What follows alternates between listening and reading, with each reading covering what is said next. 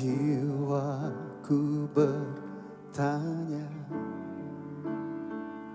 apakah masih ada harapan melewati tangisan, rasa sesak di dada. Imanku berkata, Tuhanku yang pegang kuasa, Dia selalu bekerja, meski mataku tak melihat.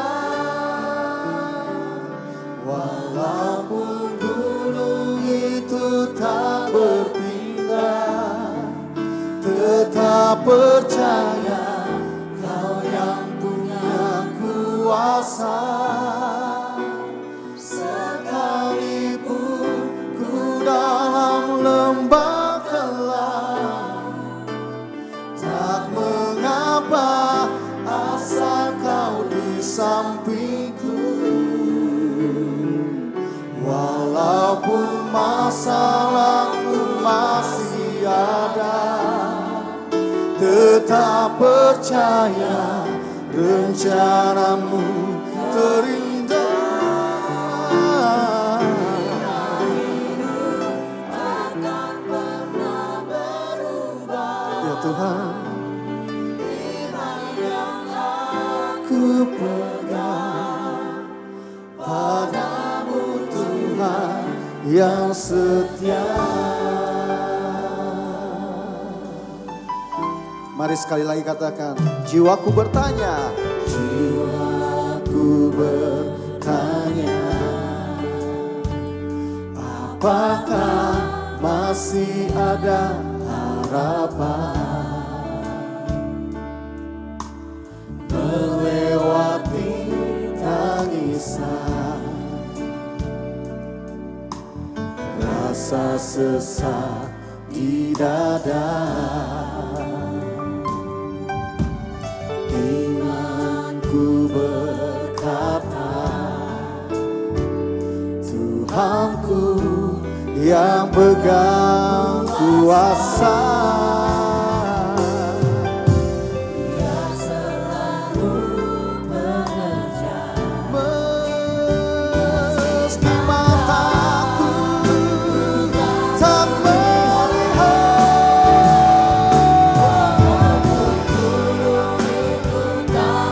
Saya jemput kita bangkit berdiri sama-sama Bapak Ibu Saudara.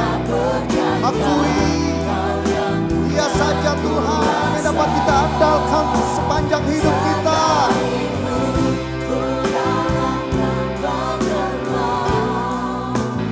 Tak mengapa asal Kau di sampingku. Walaupun masalahku masih ada, tetap percaya rencanamu terindah. Iman-Mu takkan pernah berubah. Iman yang aku pegang padamu Tuhan. Walaupun gunung itu tak berpindah, tetap percaya.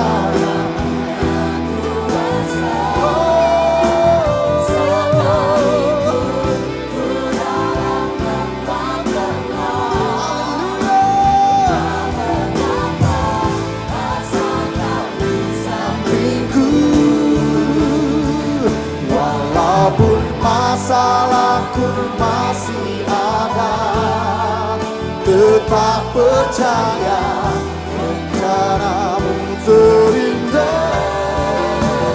Iman-Mu takkan pernah berubah. Katakan saudara, iman yang aku pegang padamu Tuhan yang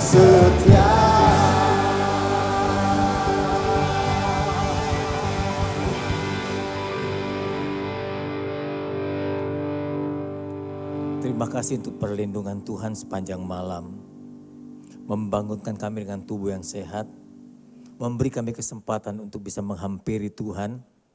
Berkumpul dengan saudara seiman. Mencari wajah-Mu. Menaikkan syukur dan terima kasih dengan pujian dan persembahan. Menanti wejangan firman-Mu, nasihat firman-Mu. Pernyataan kehendak-Mu. Roh Kudus bantu kami untuk bisa mendengar dan mengerti apa yang Kau sampaikan. Supaya kami mudah mentaatinya. Kami berdoa untuk jalannya pemberitaan firman-Mu. Berkati kami Tuhan. Dalam nama Yesus kami berdoa. Amin. Silakan duduk Bapak Ibu sekalian. Selamat menjelang Hari Raya Imlek dan Valentine. Tadi Bapak Gembala pada ibadah pertama mengingatkan kita, Valentine tanggal 14 katanya ya, hari cinta kasih gitu ya. Dan Imlek tanggal 17, jadi cuma beda 3 hari saja. Angpaunya bisa disatukan, enggak, jangan khawatir. Hari ini saya menyinggung sedikit tentang kasih, bagian terakhir dari khotbah saya. Dan saya juga menyinggung di tengah-tengah khotbah saya tentang persembahan pernyataan kasih kepada orang tua kita. Terutama orang tua kita. Maka itu temanya, sayangi dan hormatilah aku saat aku masih hidup. Kira-kira bisa tebak apa ini kalimatnya? Siapa yang sayang orang tua? Yang masih punya orang tua? Oh, bersyukur banget. Saya malah udah gak punya.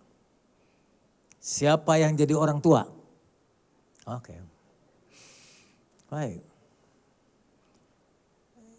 Saya mau cerita tentang suku kami.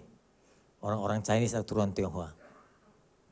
Kalau sudah meninggal, ini untuk orang yang belum begitu memahami ya. Kalau orang tua sudah meninggal, waduh persembahannya luar biasa. Petinya saja kadang-kadang kalau anak-anak yang mampu, itu dibelikan satu pohon. Satu pohon itu ditebang dibikin satu peti. Harganya bisa ratusan bahkan bisa 1 miliar lebih. Kenapa begitu? Katanya sayang orang tua. Jadi maaf ya, jenazah ditaruh di peti yang tebal begitu rupa. Mahal banget. Saya beritahu saudara. Tubuh dari orang tua yang telah meninggal itu akan lebih lama menjadi satu dengan tanah karena terhalang oleh peti yang tebal itu. Kalau petinya tipis, hancurnya bersama dengan tanah itu lebih cepat. Rasanya memang kurang nyaman untuk bicara, tapi itu realita. Anda perhatikanlah mayat-mayat yang kalau sudah tak bernyawa taruh di peti kaca itu ya. Kan dia mulai kurus kemudian jadi gemuk gitu kan. Melendung, membusuk, membesar, meledak. Terus kemudian terus menciut. Habis mencair dan menjadi tanah kembali. Itu yang kurus. Gimana yang gemuk? Yang gemuk tambah gemuk lagi. Sayangnya anak-anak memberi perhatian, cinta dan sayang kepada orang tua setelah orang tuanya meninggal.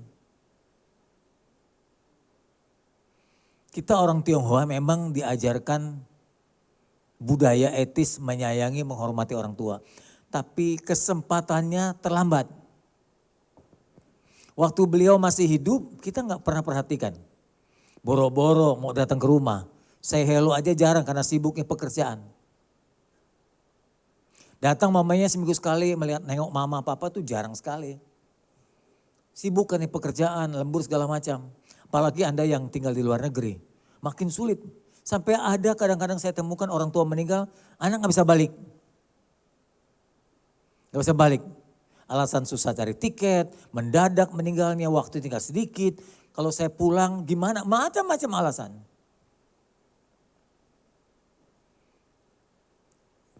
Pernyataan ini saya temukan dari keluhan, ungkapan dari orang tua berkata gini, sudah kalau nanti mama mati jangan tengok kuburanku.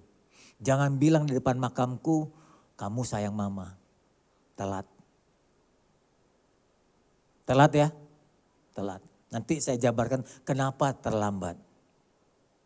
Jadi sayangilah orang tua kita, orang-orang kita cintai, suami istri kita, anak-anak kita, kungkung kita, popok kita selama dia masih hidup.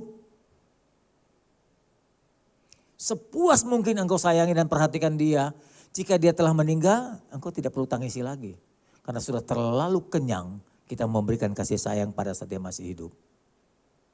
Jangan sudah meninggal, baru meraung-raung, baru merasa kehilangan. Telat, terlambat. Ini salah satu budaya Tionghoa yang menurut saya agak keliru. Imlek tidak dilarang. Selama bentuknya budaya. Ini cocok banget ini. Selain ada pohon uang, ada payung. Musim hujan. Ini pemberi idenya bagus, dia tahu musim hujan jadi masih banyak payung. Oke. Kalau saya dekorasinya jas hujan. Jadi jemaat, pekerja-pekerja khususnya yang setia naik motor, saya kasih jas hujan satu-satu. Biar supaya gak ada halangan, gak ada alasan. Gak bisa ke gereja, oh pakai jas hujan kok, ada jas hujan.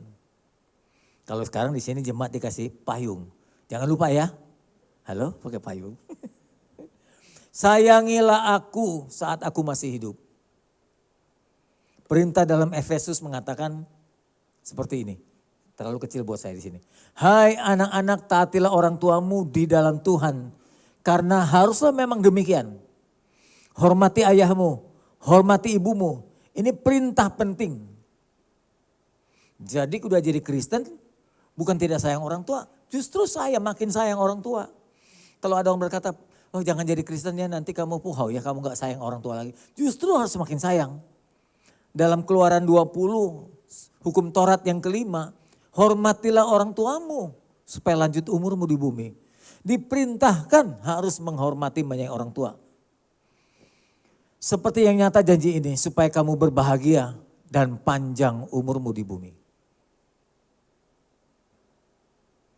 Seorang yang berkata tadi saya lanjutkan, dia berkata gini. Jangan kalian berkata sayang, cinta, rasa kehilangan saat aku sudah disemayamkan di rumah duka. Di peti jenazahku. Gak usah lagi, gak perlu lagi begitu kata mama papanya. Jadi kalau sudah di rumah duka, peti mama, peti papa di situ, jangan meraung-raung lagi. Kata almarhum, konyol lu, dulu waktu hidup kamu gak seperti ini. Udah mati baru tangis seperti ini. Saya tanya saudara, maaf ya. Kalau orang tua kita, kalau ya orang tua sudah meninggal, kita nangis dia rasa gak?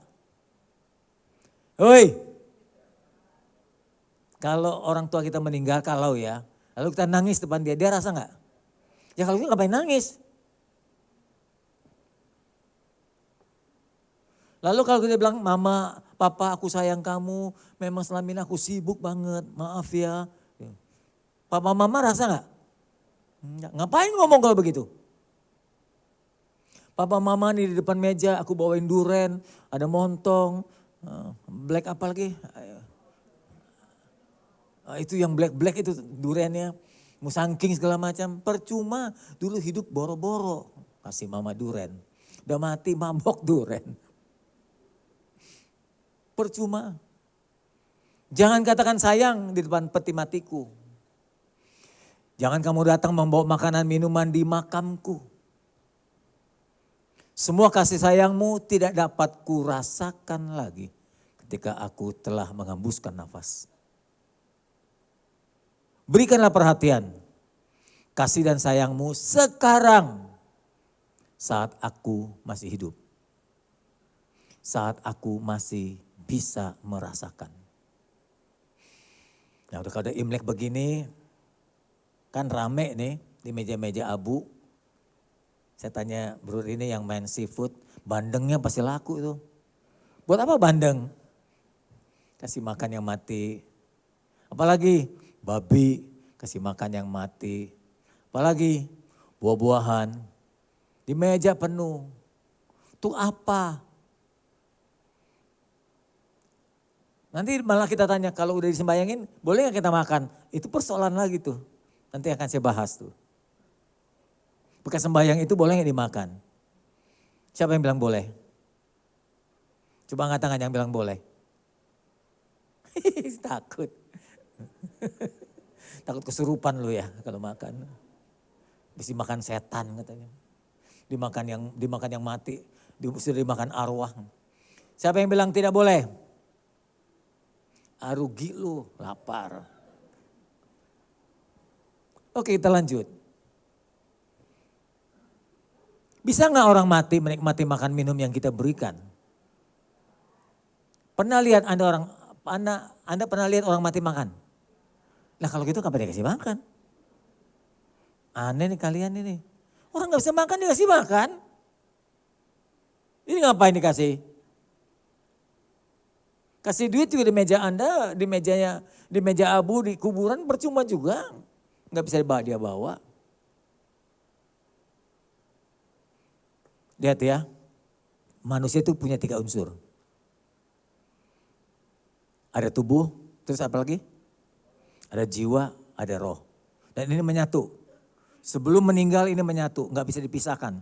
Satu lain telah menyatu, namanya manusia. Jadi unsur pertama itu roh. Roh ini yang memberikan kehidupan. Saudara bisa hidup, bisa ngomong, bisa komunikasi, itu karena ada roh. Tuhan yang memberikan. Jelas sekali ketika dalam kitab Kejadian Tuhan menciptakan Adam Hawa, diambilnya tanah, dibentuknya, itu belum hidup. Lalu Allah menghembuskan nafas dari mulutnya ke mulut manusia begitu. Jadi roh itu adalah nafas Allah, diberikan diri manusia bisa hidup. Nah pada saat roh itu diberikan, di dalamnya sekaligus ada jiwa. Jadi enggak roh dulu kemudian jiwa, enggak. Ketika roh diberikan jiwa langsung ada di dalamnya. Sehingga roh dan jiwa itu menyatu. Roh dan jiwa itu menyatu. Roh pemberian Allah. Roh itu memberi kehidupan. Enggak ada roh orang enggak bisa hidup. Manusia enggak bisa hidup. Tapi binatang bisa hidup. Binatang punya jiwa. Punya tubuh tapi enggak punya roh. Khusus manusia yang menghidupkan adalah roh. Bersatu dengan jiwa roh ini. Jadi kalau roh pergi biasanya jiwa ikut pergi. Lihat kalau orang meninggal, kalau rohnya nggak ada keluar dari tubuh, jiwanya pun pergi. Nggak bisa rasa lagi, nggak bisa mikir lagi, nggak bisa mengecap lagi. Karena ketika roh keluar, tubuh ikut keluar. Tinggal kandangnya saja tubuh kita. Jiwa itu adalah isinya pikiran, kemauan, dan perasaan. Jadi jiwa itu adalah pikir, mau dan rasa. Itu jiwa. Jadi dia bilang, saya liburan ini mau ke puncak. Nah itu jiwa yang bergerak. Saya sudah mulai ada umur nih, saya mesti siap cari jodoh. Saya berkehendak, itu jiwa. Habis nonton bioskop, sedih banget. Keluar bioskop mata pada bengkak, ikut nangis. Itu jiwa. Dapat angpau senang, itu jiwa. Naik gaji senang, itu jiwa. Tapi sedih, tertekan, dihina orang menangis, itu juga jiwa. Jadi jiwa mewakili pikiran, perasaan, dan kemauan. Roh menghidupkan saja.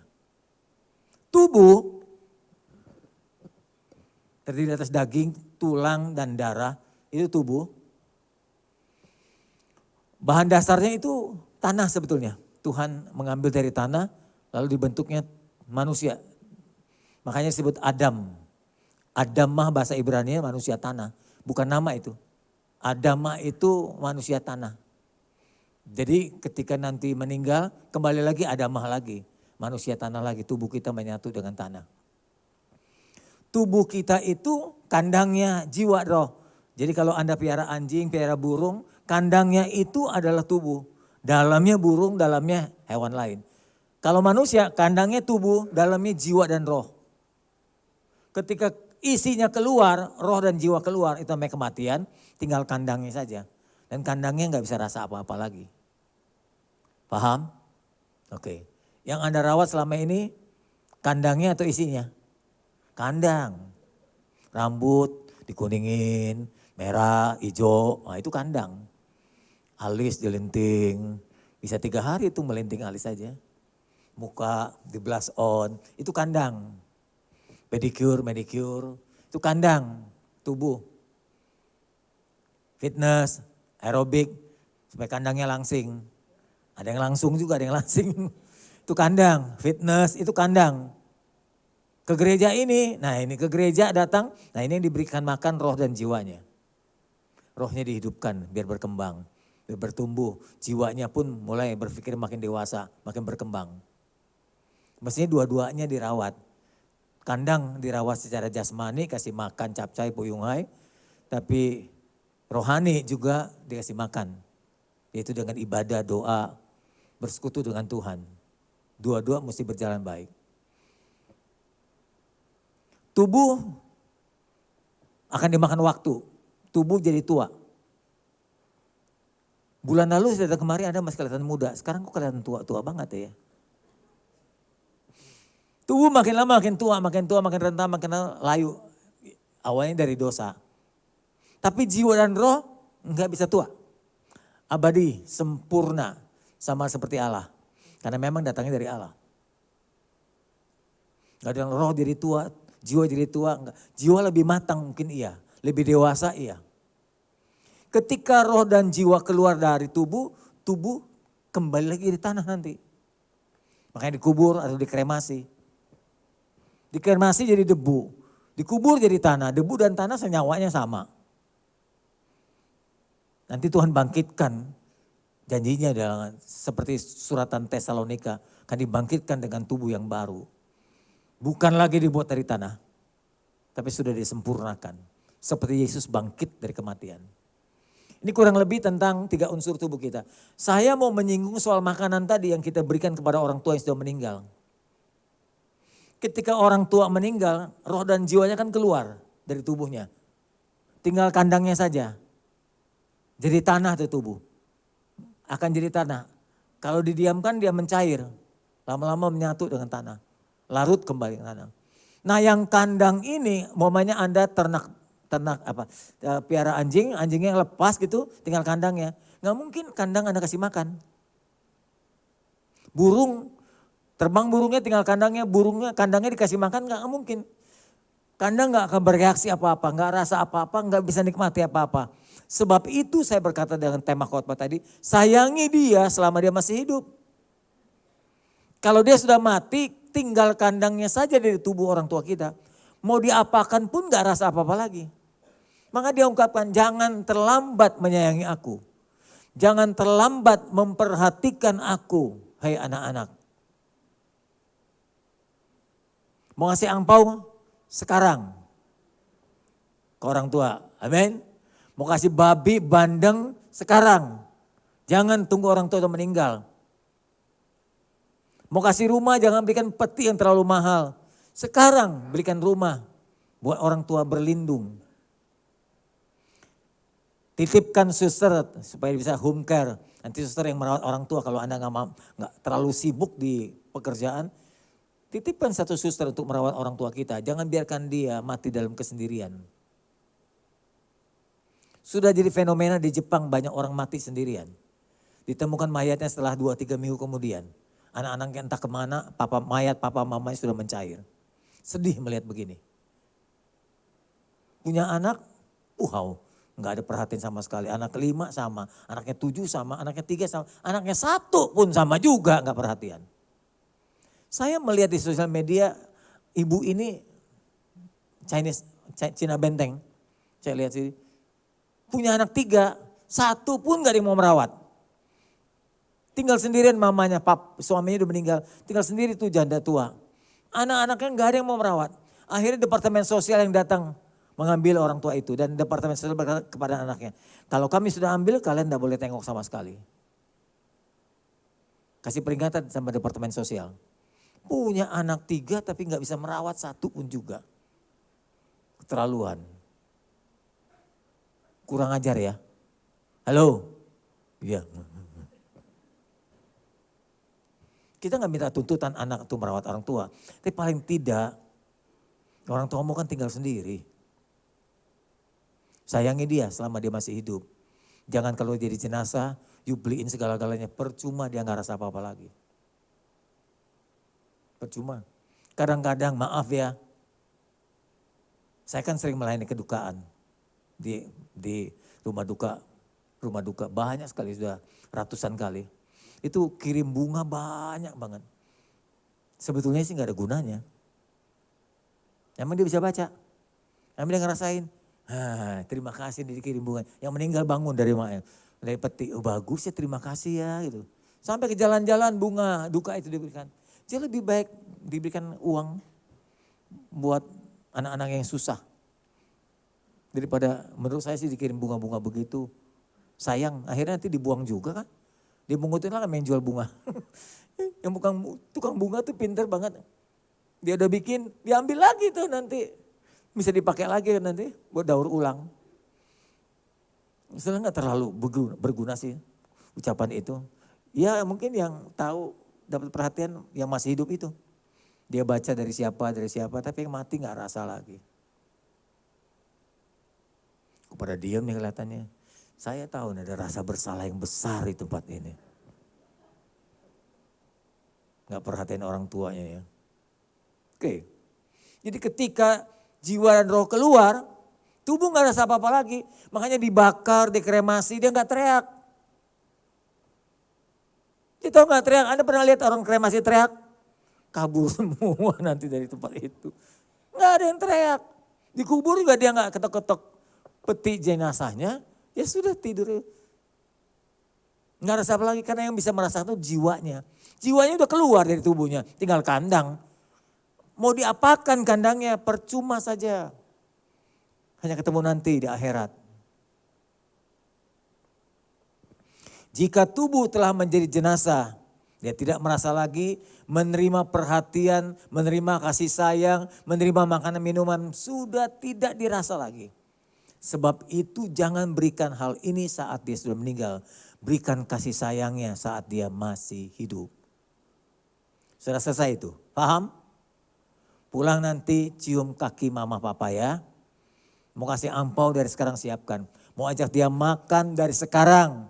Sudah booking satu restoran buat mama papa makan sekenyangnya. Kalau saya meninggal percuma. Sekarang persoalan kedua. Makanan yang sudah diberikan disembayangkan tanda kutip. Pada arwah, tanda kutip tanda arwah. Lalu habis sembahyang selesai, diapakan? Kasih orang lain atau dimakan? Oke, siapa yang mau makan? Gak ada yang mau. Kalau gitu Anda semua kirim ke rumah saya. Amin. Babinya, bandengnya, buahnya kirim ke rumah. Saya makan. Loh kok pasalnya begitu? Nanti saya jelaskan. Baik, mari kita lihat. Boleh gak makan bekas sembahyang? Orang bilang bekas berhala, orang bilang bekas arwah. Berhala kan, sebetulnya berhala itu nyawanya gak sih? Saya buat patung nih. Ada nyawanya gak? Dari kayu, dari besi, dari semen. Lalu saya sembayangi. Ada nyawanya gak dia? Kalau gak ada nyawanya ngapain disembayangin? Ngapain ditanya? Ngapain diajak ngobrol? Gak ada nyawanya. Begitulah kata firman Tuhan.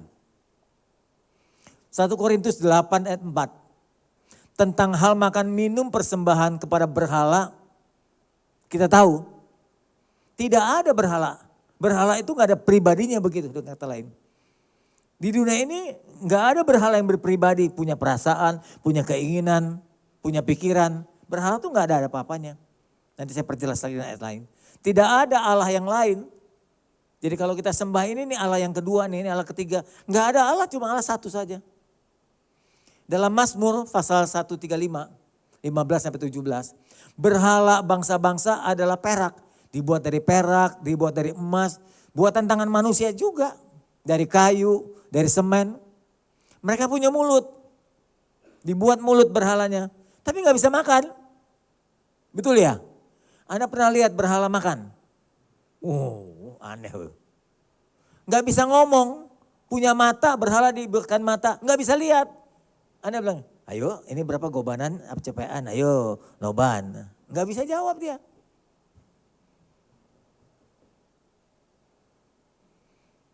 Punya mata nggak bisa melihat.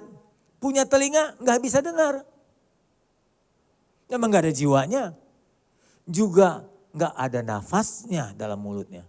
Atau kata lain, berhala itu benda mati. Sama kayak botol ini. Cuma bedanya yang satu disembah, yang satu ditaruh aja. Itu berhala. Secara fisik ya. Secara umum. Jadi berhala adalah benda yang tidak bisa melihat, tidak bisa berbuat, tidak bisa mendengar, dan tidak bisa bertindak apapun. Itu berhala. Kalau kita bawa makanan kepada satu oknum yang gak bernyawa lagi, berhala itu. Makanannya selesai, lalu disajikan, makan aja. Loh, dia udah bekas makan berhala Pak. Memang kamu lihat berhala makan itu? Enggak. Memang rasanya apalagi tinggal separoh dimakan sama orang? Enggak juga. Enggak disentuh. Makanya firman Tuhan berkata, dia itu gak punya mulut, gak bisa makan, punya mata gak bisa lihat. Cuma benda mati. Makan minumannya gak disentuh. Persembahannya gak disentuh. Tuh, kalau begitu kenapa ada budaya begitu Pak? Budaya itu dimanfaatkan kuasa gelap. Biasanya bisa dimulai dengan mimpi datang engkong lah, datang si anu mimpi, minta makan, bajunya compang-camping, kedinginan, tolong belikan pakaian segala macam. Setan memanfaatkan mimpi itu supaya terjadi penyembahan berhala.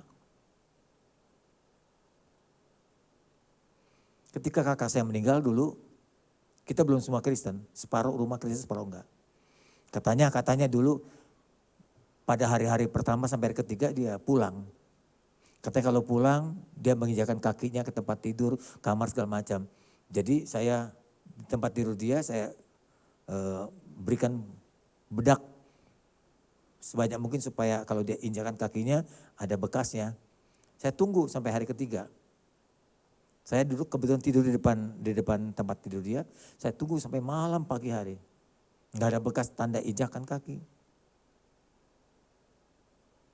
Sama seperti orang bilang nanti di kubur ada siksa kubur. Kuburan dibuat dari kaca, dilihat apakah betul ada penyiksaan enggak di dalam kuburan. Enggak ada juga. Cuma mayatnya lama-lama menjadi hancur dan tinggal tulang belulang saja. Jadi waktu itu saya juga buktikan apakah betul kalau orang telah meninggal dia pulang kembali. Karena ada sebuah tradisi mengatakan kalau orang meninggal hari pertama, kedua, ketiga dia masuk ke dalam rumah. Keempat, kelima mulai ke pintu, betul? Ketujuh kejepit, karena di pintu, ke-8 balik lagi dia. Nanti hari ke-10, 11, ke-40 mulai ke jalan. 41 ketabrak mobil, mati 2 kali. Hari ke-100 udah mulai lewati gerbang.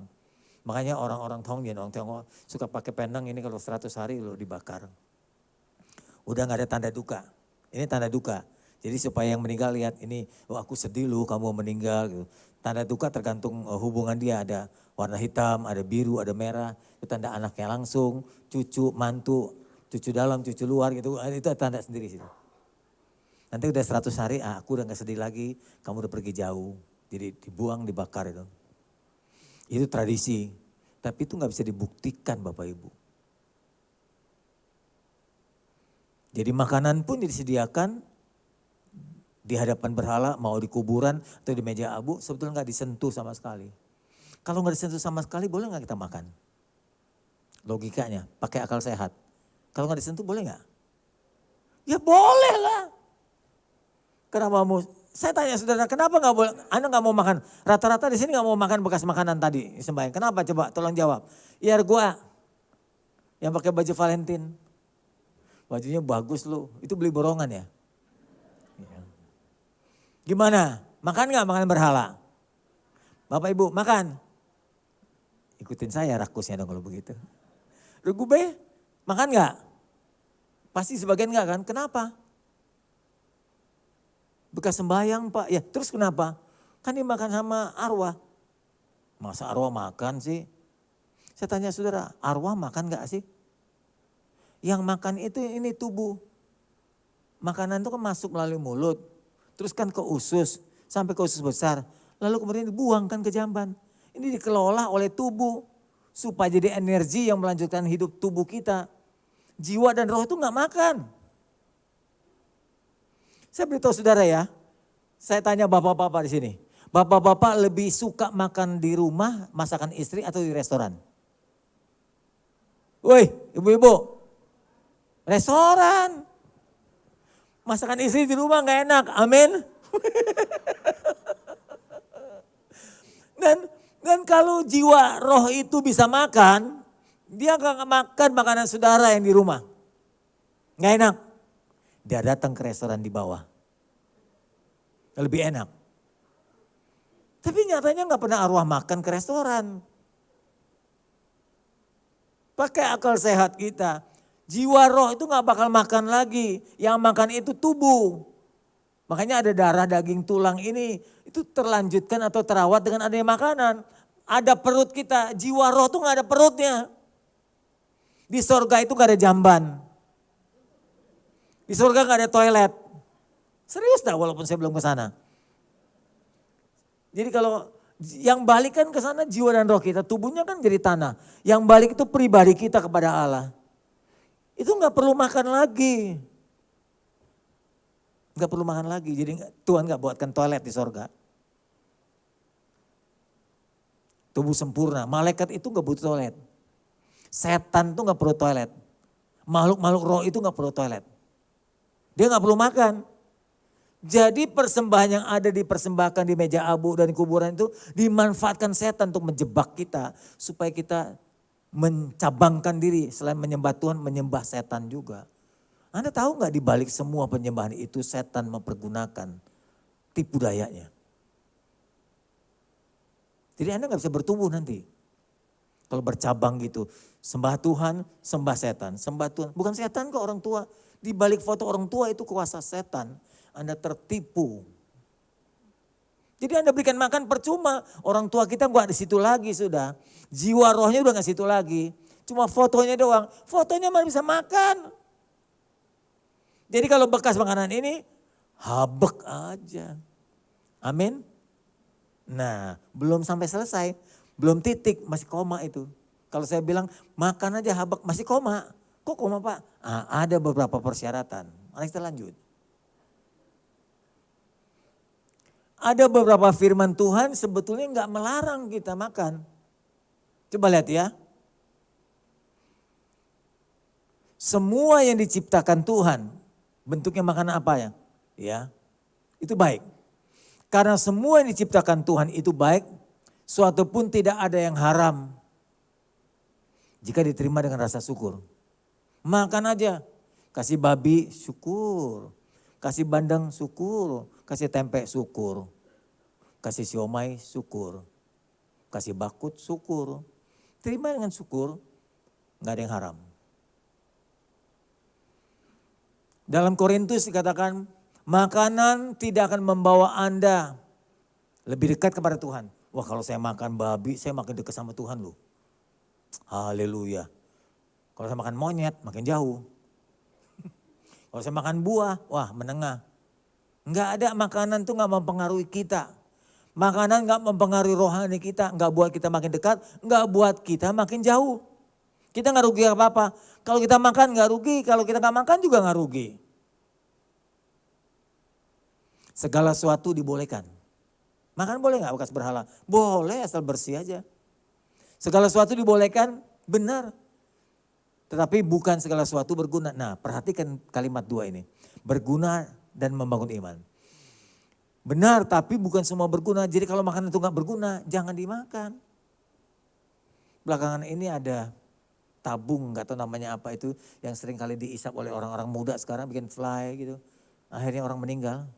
Lula itu meninggal karena itu kan. Tahu ya? Itu gas itu sebetulnya untuk anestesi. Kebetulan kemarin saya jalan dengan dokter anestesi.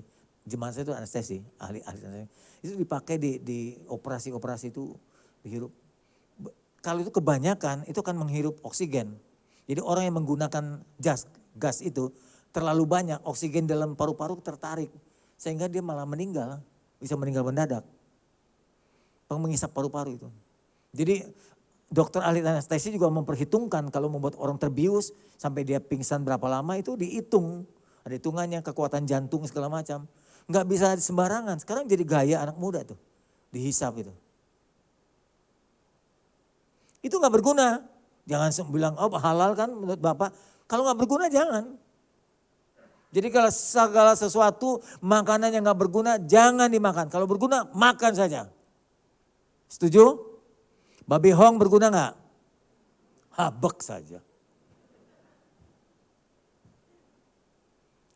Nasi rames habek saja. Nasi padang kebanyakan nggak boleh juga. Kolesterol lu. Gitu, itu kata berguna. Segala sesuatu dibolehkan, benar. Tapi nggak segala sesuatu membangun iman. Saya makan darah.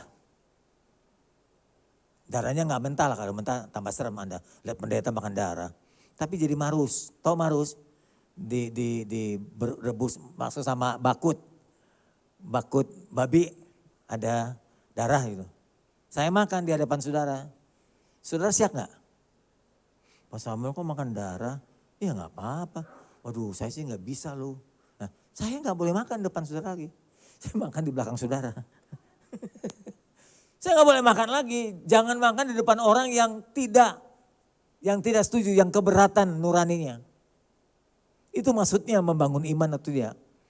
Kalau iman saya nggak tergoda, iman saya nggak bakal luntur. Saya makan apa saja, yang penting gratis. Kalau bangun iman saya nggak terpengaruh. Karena saya mempelajari banyak firman, saya paham banget. Tulisan Paulus ini bebas, buat orang Kristen bebas. Asal jangan merusak orang, nggak merugikan orang, habek aja. Tapi kan kita nggak hidup sendiri, ada orang lain di depan kita. Orang itu menilai kita. Orang bukan hanya menilai kita ngomong, orang menilai kita makan. Jadi kalau makanan saya membuat Anda syak, saya nggak makan. Kata Paulus di dalam suratan, kalau gara-gara darah daging aku makan engkau syak, maka seumur hidup aku tidak akan makan darah daging lagi. Jadi ini maksud Paulus, boleh saja berguna, tapi juga belum tentu membangun iman orang lain. Tujuan akhir kita sorga. Sampai di sorga orang gak pusingin soal makanan. Karena di sorga bukan makan dan minum. Gak usah pusing. Kalau di sorga gak mau musingkan makan minum, kenapa di dunia kita pusingkan? Jadi dengan kesimpulan lain, apa saja yang berguna makan saja gitu. Maksudnya begitu secara akal. Tapi jangan berhenti dulu masih koma ya. Itu tulisan Roma. Bukan masalah makanan yang najis sebetulnya. Kalau Anda mau bicara soal kenajisan, najis lu gak boleh makan ini, haram. Itu bukan makanan, tapi hati. Lihat ya kalimatnya. Yang menajiskan itu hati. Dengar dan camkanlah. Bukan yang masuk ke dalam mulut menajiskan orang. Apa saja makanan berguna masuk ke dalam mulut itu gak najis. Selama dibayar. Kalau utang jangan najis itu utang. Melainkan yang keluar dari mulut itu justru yang najis. Yang masuk semua makanan, bekas sembayang, gak bekas sembayang, bekas apa, pokoknya berguna, makan, gak najis. Yang najis itu yang keluar. Ya, kuda lu, kodok kamu, belatung gitu. Dinosaurus kamu, gitu. Setan, itu yang najis. Mulut yang seperti itu tuh yang najis, menyakitkan hati orang. Ngomong serampangan. Gak memikirkan perasaan orang lain. Ngomong seenaknya saja. Gak peduli. Kita ngomong gak rasa. Orang yang denger ngerasa banget sakit hati. Itu najis. Omongan yang tajam. Omongan yang judes. Omongan yang nyelekit itu dari hati yang busuk. Betul tidak? Jadi sumbernya di hati. Kenajisan itu dari hati keluar ke mulut. Bukan yang dari luar masuk ke mulut, yang keluar dari hati melalui mulut, itu yang najis. Sebab semua yang masuk ke dalam mulut kan keluarnya ke jamban juga. Tidakkah engkau tahu bahwa segala sesuatu yang masuk ke dalam mulut turun ke perut lalu dibuang ke jamban? Enggak ada yang najis. Gitu aja secara alami keluar masuk. Apa yang keluar dari mulut berasal dari hati, itu yang menajiskan orang. Maka itu jaga mulut kita. Jangan serampangan bicara. Ngomong sama orang, lihat dulu. Ini ngomongan memberkati atau menyakitkan. Jadi sebelum ngomong pikir dulu, ini ngomong perlu nggak? Sama istri gue begitu. Anda bapak-bapak kalau sama istri orang lain ngomongnya bagus-bagus lah ya. Ibu-ibu ya. Ibu, apa kabar? Sudah lari pagi. Istrinya nggak bertanya gitu. Badan makin lama besar aja. Gitu. Kalau istri tetangga mah, ibu, wah badannya udah mulai melar. Mesti lari pagi bu. Gitu. Sama istri mah bangun. Mama, ngangok tidur ngorok. Badan sebesar gini. Nggak berat gitu. Sakit hati kan istri? Aduh. Sama istri sendiri udah gak dijaga lagi. Sama istri orang lain dijaga mulutnya. Ibu-ibu juga begitu sama suami lain. Bapak apa kabar? Sama suami bilang badot, pelit, cerewet lagi. Mau makan banyak. Gitu sama suaminya. Itu najis Bapak Ibu. Bukan babi. Gak haram babi mah, sikat aja. Yang najis adalah yang keluar dari mulut. Coba baca nasihat Paulus ya. Saya ajak Anda baca tulisan Paulus. Saya berkata gini, intinya. Jadi segala sesuatu yang dipersoalkan bukanlah makanan sebetulnya. Bagi saya, saudara sajikan bekas makan dewa, ya, bekas iblis, bekas jin, bekas makan sembayangin. Kasih saya makan semua. Enggak ada persoalan. Asal makanannya enak, matang, bagus, udah saya sikat. Tapi kalau sampai Anda keberatan, saya tidak akan makan. Jadi saya tidak makan bukan karena makanan itu, tapi karena hati saudara. Karena cara pandang saudara yang belum matang. Atau keberatan saudara. Jadi saya menghargai saudara karena kasih saya kepada saudara. Saya tidak ingin merontok. Saya tidak ingin imanmu jadi goyang. Bukan karena makanannya, tapi karena imanmu. Cara pandangmu yang belum seperti yang saya pandang. Jadi saya menghargai saudara karena kasih. Lihat tulisan Paulus. Segala sesuatu dibolehkan, benar, tapi bukan segala sesuatu berguna. Segala sesuatu dibolehkan, benar ada syaratnya lagi, tapi belum tentu semua membangun. Jangan seorang pun mencari keuntungan sendiri. Kalau saya mau cari untung sendiri, saya sikat semua gak peduli sama Anda. Tapi gak gitu saya. Ini mau Imlek nih, banyak orang kasih makanan. Ketika kasih, kamu keberatan gak kalau saya makan? Saya tanya dulu, enggak pak, makan aja pak. Saya sikat tuh. Saya bilang, pak ini justru saya gak berani makan, saya kasih bapak makan. Jadi saya takut berdosa, biar bapak yang berdosa ya gitu. Kalau ada yang keberatan, saya gak mementingin diri sendiri. Walaupun saya pendeta, paham banget soal makanan itu.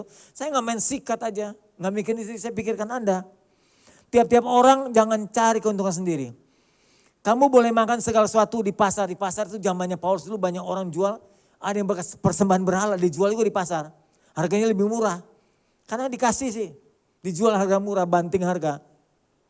Di pasar daging tanpa mengadakan pemeriksaan karena keberatan hati. Jadi kalau kita yang sembrono, beli-beli aja. Murah, mumpung murah, dagingnya murah nih. Padahal bekas dipersembahkan ke berhala. Sebetulnya semua isi bumi ini adalah milik Tuhan. Babi milik Tuhan. Tikus milik Tuhan. Kijang milik Tuhan. Apa saja semacam lele. Orang Yahudi gak mau makan lele. Nggak bersisik, itu milik Tuhan, diciptakan Tuhan juga. Gurame apa segala macam, itu milik Tuhan. Kalau kamu diundang makan, ini sebuah peristiwa. Nah tiba-tiba saya, Pak Sambal, yuk makan yuk. Di rumah bibi saya, kebetulan saya kosong waktu dan belum makan, saya datang makan. Ketika saya mau makan, ya makanlah dia bilang, ya diundang oleh orang yang tidak percaya. Dan undangan itu saya terima. Saya makan saja yang dihidangkan kepada saya. Enggak perlu lagi periksa, ini bekas berhala ya. Enggak perlu saya tanya. Bagi saya enggak ada persoalan. Bekas atau enggak bekas, yang penting enak dan gratis. Makan saya, enggak usah pikirin yang lain. Tapi tiba-tiba di depan saya ada seorang, Pak Samuel, itu kan ada darahnya Pak. Pak Samuel, itu sebetulnya yang satu lagi itu bekas persembahan berhala. Kemarin buat kungkung. Ya babinya itu bekas sembahyang sana. Nah udah mulai ada ngomong begitu tuh 1-2 orang. Saya baru nyuap 3 sendok, nyesel banget. Kecuali saya udah kenyang, baru saya berhenti. Ini baru makan 2-3 suap, dia ngomong begitu. Apa yang saya lakukan? Tapi kalau seorang berkata itu bekas persembahan berhala Pak Samuel, janganlah engkau makan. Oleh karena dia yang mengatakan hal itu kepada saya, keberatan hatinya, nuraninya, maka saya berhenti makan. Saya nggak lanjutkan, suap keempat saya berhenti. Oh gitu ya, kamu keberatan. Ya sudah saya nggak makan, saya makan yang ini aja ya gitu. Mana yang nggak makan berhala? Oh cuma ini Pak, jengkol. Ya udah saya pulang. Jengkol. Karena berhala kan nggak makan jengkol. Semua disebut berhala, ya sudah saya nggak makan. Udah terlanjur yang makan juga telan ya sudah. Dari itu saya berhenti. Karena keberatan, satu orang saja di hadapan saya ngomong, Pak ini persembahan berhala, saya berhenti makan. Saya nggak makan bukan karena makanan itu loh. Bukan karena berhala, saya nggak peduli dengan berhala. Berhala nggak ada nyawanya. Berhala nggak bakal tersinggung saya makan. Tapi orang yang keberatan itu saya hargai. Jadi saya tidak makan karena saya mengasihi dia. Dasarnya kasih, saya bertindak menghentikan makan itu. Sebetulnya kalau saya mau lanjutkan, yang aku maksudkan dengan keberatan bukan keberatan hati nurani saya, tapi keberatan rohani orang lain. Mungkin ada orang berkata, sebetulnya saya bebas. Kok mesti orang lain ngatur-ngatur sih gitu. Mesti saya bebas, tapi kan jadi egois saya. Kalau saya serampangan bebas, saya jadi egois. Mungkin ada orang berkata, mengapa kebebasanku ditentukan oleh keberatan hati orang lain? Saya bisa aja ngomong gitu, gak peduli. Lu memang imannya masih dangkal, masih lemah, gue mah imannya kuat. Gak gitu, saya gak boleh, itu egois. Saya bisa menghormati dia. Saya menghargai dia karena dia keberatan. Jadi saya tidak makan karena keberatan dia. Kalau saya gak mau peduli bisa, gak peduli, makan aja. Yang penting saya mengucap syukur, saya turut makan aja. Ya, mengapa orang berkata saya jahat dan salah dan berdosa? Karena makanan. Kalau saya mengucap syukur, mestinya saya bisa bela diri begitu. Tapi saya tidak lakukan itu. Karena saya mengasihi dia. Ya, saya tidak harap dia tersandung. Karena gara-gara saya seorang pendeta, makan darah, makan bekas berhala. Karena Anda punya pandangan, Anda masih syak dengan makanan itu. Ya sudah, sampai Anda gak syak baru saya makan. Nanti lain waktu, Sinsia berikutnya, Sinsia berikutnya. Undang saya, jangan berhenti mengundang saya. Begitu kesimpulannya. Jadi nanti kalau mau Imlek, perhatikan jangan hidup sendiri. Ya. Oke, kesimpulannya. Kesimpulannya jika berdasarkan iman saya makan semua. Saya makan semua. Tapi, ada tapinya. Kalau orang gak keberatan. Selama orang gak keberatan, saya makan. Berhala bagi saya gak ada artinya. Saya punya Tuhan lebih hebat dari berhala. Dan setan gak bakal keberatan kalau saya makan bekas makanan dipersembahkan kepadanya. Tapi kalau ada seorang sedang saya makan, dia keberatan nuraninya, rasanya syak, gak nyaman gitu. Kok pendeta makan darah ya, kok pendeta bekas berhala. Sudah saya berhenti. Saya nggak makan. Bahkan kalau saya tahu lebih awal sebelum saya makan, saya tidak akan makan. Bukan karena makanan itu, tapi karena hati orang itu. Ingat ya, bukan karena makanan berhala itu, tapi karena hati orang itu. Saya menahan diri untuk tidak makan. Jadi selamat buat saudara yang merayakan Imlek. Selamat merayakan Imlek. Kasihi orang tuamu selama dia masih ada. Sayangi dia.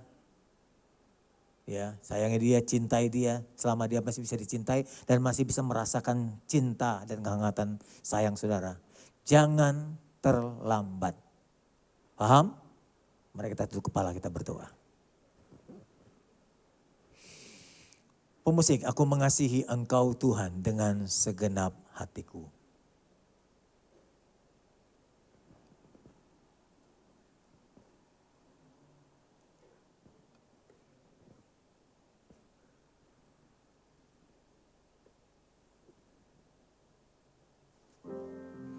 Aku mengasihi Engkau Yesus dengan segenap hatiku. Aku mengasihi Engkau Yesus dengan segenap jiwaku. renungkan firman-Mu siang dan malam. Ku pegang perintah-Mu dan ku lakukan. Engkau tahu ya Tuhan, tujuan hidupku hanyalah untuk menyenangkan hati-Mu. Kami mengasihi Tuhan, sebab itu kami mengutamakan perintah-perintah-Mu. Kami mengasihi Tuhan dan kami mengasihi sesama kami. Terutama orang tua kami, selama mereka masih hidup. Selama mereka masih bisa merasakan kasih dan sayang. Saat mereka belum berpulang, kami punya kesempatan membagi kasih kepada orang yang kami cintai. Pada orang tua, pada istri, pada suami, pada anak-anak dan orang tua. Mertua, orang-orang yang kami cintai, selama mereka masih hidup, mereka masih punya jiwa yang bisa merasakan kasih sayang itu. Mereka masih bisa menikmati selama masih ada rohnya. Ketika mereka telah berpulang, kami akan mengurusnya selayaknya dan sepantasnya. Kami telah memberikan teladan, kami memberikan kasih selama mereka hidup sebanyak-banyaknya. Saat mereka berpulang, kami tidak perlu menangisi dan merasa sedih kembali. Karena kami telah memberikan yang terbaik selama mereka masih hidup. Bagi anak-anak yang terlambat memberikan kasih, terlambat memberikan perhatian kepada orang tua dan orang-orang yang dicintainya, akan merasa sedih karena kesempatan itu akan hilang ketika orang yang dicintainya itu telah pergi. Timbulnya rasa duka, kesedihan dan kehilangan, yaitu kalau selama orang yang dicintainya tidak pernah diperhatikan, tidak pernah disayangi. Kata terlambat itu terjadi pada mereka. Sebab itu melalui firman hari ini kami diingatkan, kami akan mencintai, memberi perhatian, memberi dukungan, memberi support kepada orang-orang yang kami sayangi selama mereka masih ada di bumi ini. Imlek sudah semakin dekat, Hari Cinta Kasih pun sudah semakin dekat. Ini kesempatan bagi kami untuk melimpahkan perhatian kami, kasih sayang kami kepada orang-orang yang kami cintai Tuhan. Bantu kami untuk melakukannya. Dalam nama Yesus kami berdoa. Amin.